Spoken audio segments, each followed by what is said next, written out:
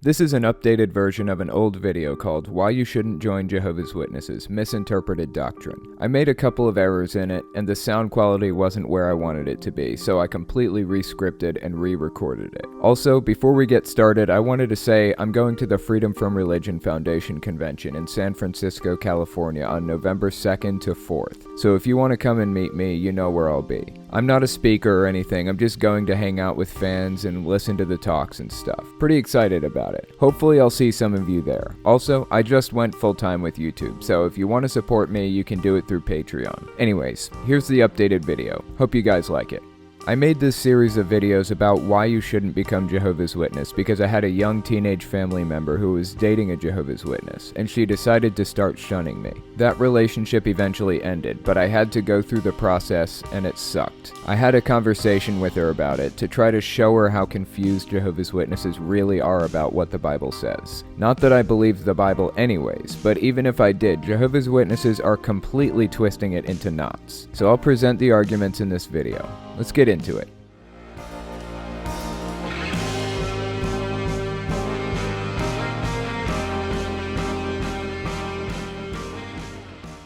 First, I want to address the corruption from within the organization. If it's actually God's chosen organization, as they say, they shouldn't have serious corruption within the organization.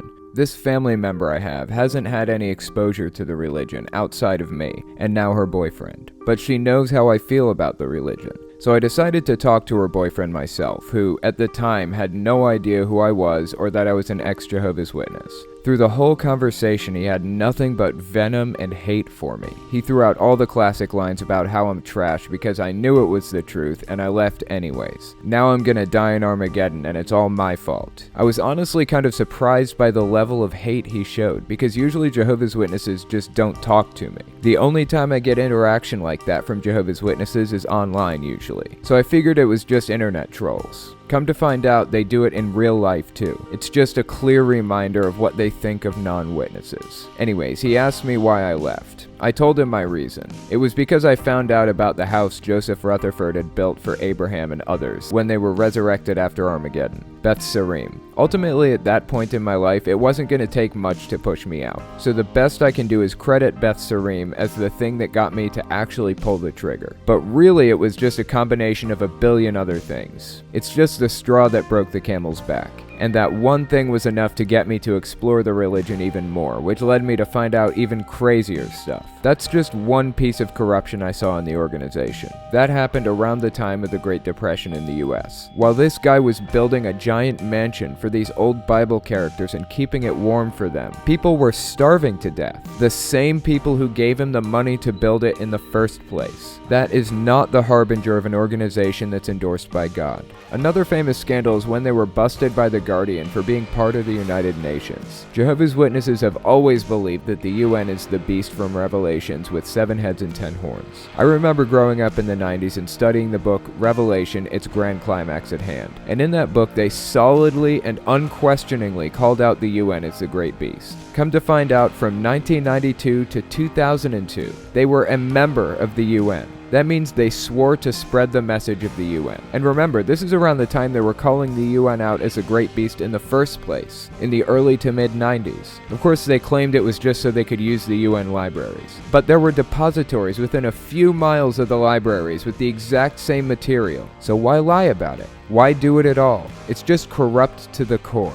And it's another proof that they aren't endorsed by God. The third scandal I wanted to touch on is their pedophilia scandal. They have a major problem with protecting pedophiles, and they're currently being fined $4,000 a day until they release the names. I said that in the original video, and it's still true up to this moment. They're still being fined. They're out millions of dollars at this point. I'm interested to see how it plays out. Now, as far as doctrinal errors go, I asked my niece's ex-boyfriend why he believed God's name was Jehovah. He told me it was because that's what the Bible really says. There was this conspiracy to cover up the name, and Jehovah's Witnesses restored the Bible to full accuracy when they added it in. I asked if he knew what the Tetragrammaton was, and of course he said no. I was actually amazed by how little this kid knew about his own religion. I told him to look it up up from multiple sources. He said, "Why should I do that? That's stupid. JW.org has everything I need." Anyways, about the Tetragrammaton. Large parts of the Old Testament were written in a language called Classical Hebrew, aka Biblical Hebrew, and it's kind of a pre-Hebrew language. Some parts were written in Aramaic, like the books of Daniel and Ezra. At any rate, a lot of early writings were written without vowels in the words. The Tetragrammaton is what appears every time God's name is mentioned. I think the Tetragrammaton appears over 6,000 times, or something like that. It's a series of 4 classical Hebrew letters, and it looks like this. Since it's read from right to left, it spells YHWH. Monks got their hands on the old scrolls, and they had this superstition about the name Yahweh and how you should never pronounce it. So they took the vowels from the word Adonai, meaning my lords, and mashed them together with the Tetragrammaton. Of course, it was unpronounceable in Hebrew, but in English it gave us the name YAHOWAH,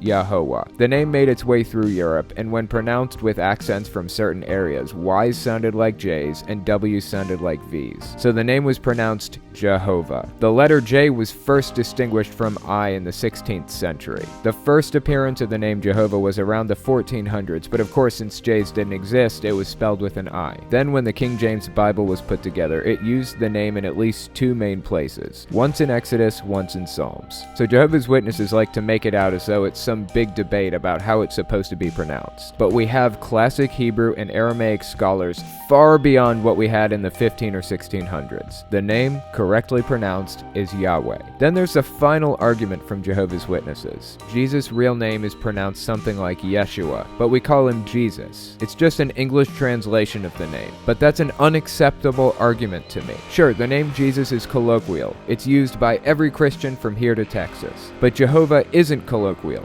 There's no reason to use that as God's name, except if you want to set yourself apart in some way. It's incorrect. They're using the incorrect name, and they know they are. The kid's response to that argument was interesting. He didn't have much to say aside from, "I'll read about it." He probably won't. He probably already labeled me an apostate and decided anything I had to say was a lie designed to deceive him. I don't really care about him though. I care about my niece. Don't get me wrong, I care about getting all Jehovah's Witnesses out, but when they openly show such hatred and disgust for me to my face, well, they're on their own.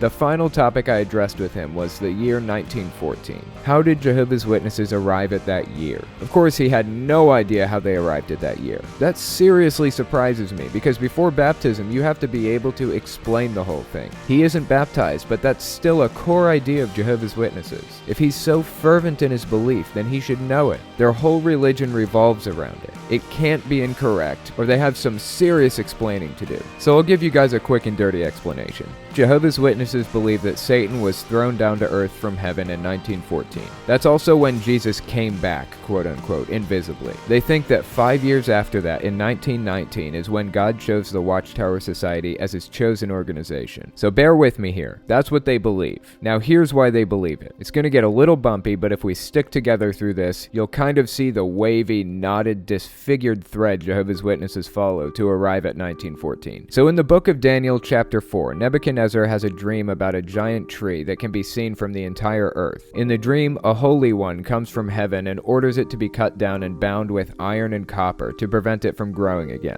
Daniel 4:16 says, "Let its heart be changed from that of a human, and let it be given the heart of a beast, and let 7 times pass over it." So Nebuchadnezzar asked Daniel to interpret the dream for him, and Daniel basically said he would roam like a beast of the fields, eating vegetation like a bull, and 7 times will pass over him. Jehovah's Witnesses decided to read an extra special meaning from this dream, something more about the verse that the Bible doesn't mention or even allude to. They believe that the tree represents the earth. The 7 times are supposed to represent the amount of time for Jesus to come back. The Bible never hints at this in any way. They just fancy themselves prophets. Now for the math. How do we arrive at 1914 from that new prophecy? First, we have to figure out what a time is. They said 7 times. Revelation 12 mentions a time as being 360 days. Then a verse in Numbers says a day for a year. So they take the 360 days from Revelation, convert it to 360 years because of the Numbers verse, and then they multiply it by 7 times mentioned in Daniel to get 2,520 years. A number of religions use that math too, including but not limited to the Millerites and Seventh-day Adventists. Now all you have to do is find a date from which to start counting. Other religions use dates like the day Jesus died, but Jehovah's Witnesses picked the fall of Jerusalem. In the 1800s, when the founder of Jehovah's Witnesses was first calculating the math, we thought the date was 607 BCE. That would put the date at 1913, but nothing relevant happened in 1913, so they had to rework it. Then they realized there's no year zero, so it puts it at 1914, the year World War I started. The problem is later we found out that Jerusalem fell in 587, not 607, universally accepted to have happened 20 years later, based on very concrete evidence. We know that based on impeccable record keeping on unearthed cuneiform tablets from Jerusalem. That means the whole thing is bullshit.